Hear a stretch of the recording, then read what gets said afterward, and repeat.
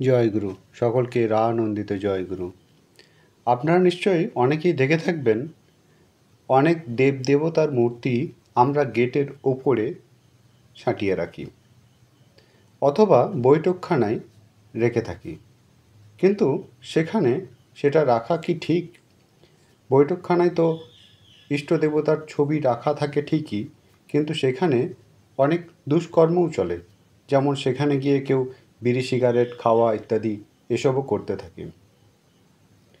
তা আজকে আমাদের আলোচনার বিষয়, দেবতার মূর্তি গেটের উপরে বা বৈঠকখানায় এভাবে রাখা আমাদের উচিত কিনা। পরমদয়াল শ্রী শ্রী ঠাকুর এ বিষয়ে ঠিক কী বলেছিলেন, আমরা তা মনোযোগ সহকারে শুনে নিই। একবার প্রবোদ্ধা পরমদয়ালকে জিজ্ঞাসা করেছিলেন, আমরা অনেক সময় বৈঠকখানায় ইষ্টের ছবি রাখি, কিন্তু সেখানে বিড়ি সিগারেট খাওয়া ইত্যাদি চলে। সে অবস্থায় ফটো রাখা কি ভালো? পরমদয়াল যা যা বলেছিলেন আপনারা অতি মনোযোগ সহকারে শুনবেন এই আশা রাখি। তিনি বলেছিলেন, যার যেমন ভাব তার পক্ষে সেই রকম। কোনো কোনো বড় বাড়ির গেটে হয়তো ওঙ্কারের মধ্যে রাধাকৃষ্ণের মূর্তি করে রাখে।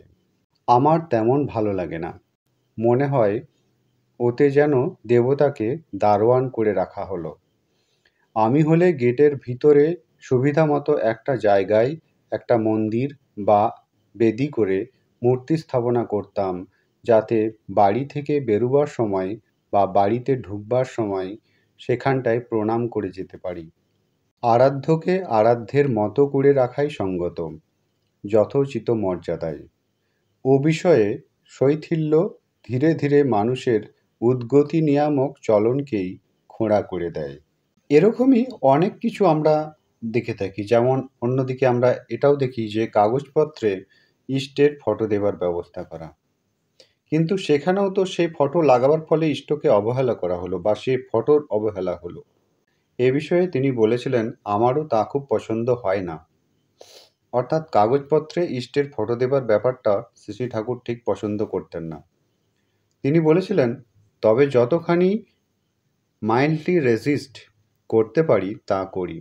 ভাবি যাতে কারো ভাবে ব্যাঘাত না হয় এবং এর প্রতিক্রিয়ায় ঈশ্বরের প্রেরিত বা ব্যক্ত প্রতীককে বাদ দিয়ে মানুষ অব্যক্তের অনুসরণে ঝুঁকে না পড়ে। আশা রাখি আলোচনাটি আপনারা মনোযোগ সহকারে অনুধাবন করলেন। আজকের আলোচনা এই পর্যন্তই। আলোচনা প্রসঙ্গে বিংশ খণ্ড, পৃষ্ঠা 391। আপনারা সকলে ভালো থাকবেন, সুস্থ থাকবেন। আপনাদের সকলকে রানন্দিত জয়গুরু।